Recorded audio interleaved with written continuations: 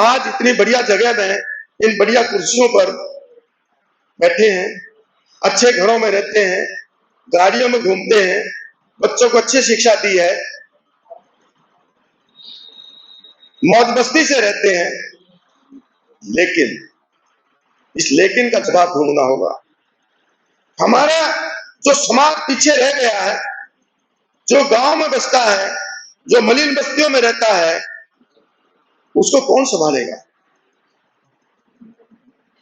कहां से लाएं, कहां से पैदा करें? स्वामी अच्युतानंद जी जैसे लोग, डॉक्टर अम्बेडकर जैसे लोग कहां से पैदा करें? कौन पैदा करेगा? कौन आगे आएगा? हम आप में से निकल के आएंगे। और मैं ये समझता हूं कि हम थोड़ा थोड़ा सा अपने कर्तव्य को पूरा करने लग जाए तो हम बहुत कुछ कर सकते हैं। साथ जैसे महात्मा ज्योतिबा फुले ने सबसे पहले अपनी पत्नी को पढ़ाया और पढ़ा करके उसने महिलाओं के लिए स्कूल खोले। क्या हम में से कोई निकल के आएगा ऐसा? हमें सोचने की जरूरत है। बाबा साहब ने जो संघर्ष किया, क्या उस संघर्ष के रास्ते पर चलने का साहस करेंगे? ये एक बहुत बड़ा विचार प्रश्न है। स्वामी जी ने हमें जो रास्ता दिखाया, क्या उसके ऊपर आगे बढ़ पाएंगे? सवाल यहां से चालू होता है। एक नया रास्ता ढूंढना है, एक नई लकीर डालनी है। मैं बाबा साहब को अपने आप को एक छोटा सा कार्यकर्ता मिशनरी मानता हूं। मैं भी एक आर्य समाज परिवार से संबंध रखता था। मेरे पिताजी आर्य समाज की पाठशाला में पढ़े, आर्य समाज के फ्रीडम फाइटर्स से पेंशनर थे। और जॉर्ज पंचम जब दिल्ली में आए, लाल किला पर विरोध हुआ उनका, तो आर्य समाज के उस जलूस में वो भी शामिल थे और फिर औरंगाबाद की जेल में गए। मुझ पर भी आर्य समाज का बहुत प्रभाव था, बहुत प्रभाव रहा। लेकिन जब बाबा साहब को करीबी से और पढ़ा तो फिर बाबा साहब ही करते चले गए। महात्मा ज्योतिबा फुले की तरफ बढ़ते चले गए। मेरी जब शादी हुई, मैं चंडीगढ़ में नौकरी करता था। मेरी पत्नी 10वीं पास कर जब मेरे घर में आया था, क्योंकि मैंने बाबा साहब को पढ़ा था, उनकी पत्नी के त्याग को पढ़ा था, उनकी मां के त्याग को पढ़ा था, महात्मा ज्योतिबा फुले को पढ़ा था। तो मैंने उनको 3 किताबें दी। हर कपल का अलग सपना होता है कि हम यहाँ घूमने जाएंगे, हम यहाँ जाएंगे, वहां जाएंगे। एक, क्योंकि मैं आर्य समाज से था, स्वामी दयानंद जी की जीवनी थी, एक तरफ बाबा साहब की जीवनी थी और एक महात्मा ज्योतिबा फुले की जीवनी। मैंने उनको 3 किताबें दी और मैंने कहा कि क्या तुम्हारी इच्छा क्या है? जैसे आदमी राम पूछता है। उसने कहा मेरी आगे बढ़ने की इच्छा है। मैं 2 मिनट साथ कह लूंगा। हमने कहा आपको आगे बढ़ने से कोई नहीं रोक सकता, लेकिन ये बड़ा कठिन काम है और उस वक्त शादीशुदा महिला के लिए गांव में जो रहना हो तो बहुत मुश्किल का काम होता है। उसने कहा आप मेरे को पढ़ाइए, मैं सब कुछ करने के लिए तैयार हूं। मैंने कहा डन, यू गो है। 2 किलोमीटर से पानी लाना, सुबह 5 किलो गेहूं पीसना और फिर 5 किलोमीटर स्कूल जाना, ये उनकी दिनचर्या थी। फिर वापस आके सारा काम घर का करना, फिर गांव की कस्टमर सिस्टम को रोकना।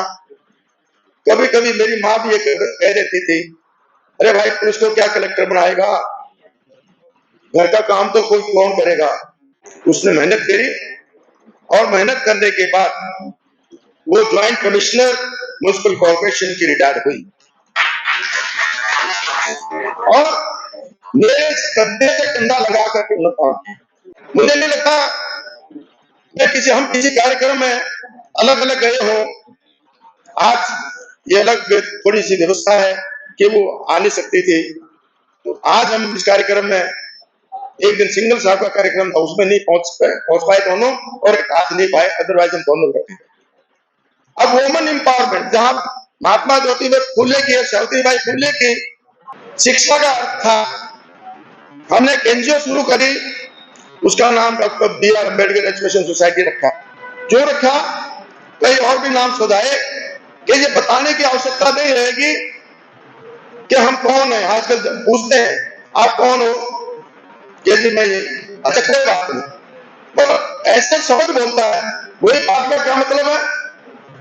हम ज्यादा पढ़े लिखे हैं, बढ़िया अफसर रहे हैं, बढ़िया सरकारी कोठियों में रहे हैं, गाड़ी घोड़े बंगले देखे हैं, फिर गलत कहता कोई बात नहीं। तो वो उस एनजीओ में काम इसलिए काला साहब का नाम रखा, जहां फरीदाबाद में वो एनजीओ चलाते हैं, और अभी तक 2500 से ज्यादा वुमेन एम्पावरमेंट कर चुके हैं। उनमें से बहुत सी लड़कियां कपड़े की फैक्ट्रीज में काम करती हैं, और कई जगह काम करते हैं, बहुत से बच्चे कंप्यूटर उसमें शिक्षा में देख सकते हैं। और पिछले 2 साल से यदि आप करते हो तो आपको सम्मान भी मिलेगा, आपको खुशी भी होगी। पिछले 2 साल से highest award of the state के लिए रिकमेंड हुआ, मैं आपको ये बताता हूँ। तो मैं आपको एक बात ये जरूर कह रहा हूँ कि आप अपने आप को आज यहाँ से जाओगे, सोचो कि मैं आगे क्या कर सकता हूँ बाबा साहब के लिए। अभी हमने फैसला किया, वहां पर 100 बच्चे, इस समय 50 बच्चा पढ़ती है, 100 बच्चे, एक और अभी कमरा बनवाया है, उसमें कोचिंग सेंटर, एसएससी की क्लासेस और कंप्यूटर करा रहे, ये हम वहां पर करने जा रहे हैं अभी कुछ दिन के बाद। तो मैं आप सबसे लोगों से बात करता हूँ, जो रिटायर के, मैं 2 मिनट और लूंगा, जो रिटायरमेंट के जो आदमी बैठे हैं, मैं आईटीआई पर बहुत काम करता हूँ, मैं आईटीआई में बहुत काम करता हूँ, मैं आईटीआई एक्टिविटीज हूँ। आप सब अपने गली मोहल्ले जगह के आईटीआई लगाइए, आईटीआई पर आप इंफॉर्मेशन इकट्ठे करें और उसके ऊपर आप काम करें, आप बहुत ज्यादा काम कर सकते हैं। और बाबा साहब का जो विजन था, उनके जो अधूरे काम थे, स्वामी जी के अधूरे काम थे, महात्मा फुले जी के जो काम थे, उनको हम और ज्यादा प्रोग्रेसिवली कर सकते हैं, ऐसा मेरा मानना है। तो मैं सभी बुद्धिजीवी लोगों से एक जाते जाते अनुरोध जरूर करूंगा कि आप रिटायरमेंट के बाद एक तो अपने बच्चों को समझाएं कि हम कौन हैं, ये बात बताने की बहुत आवश्यकता है।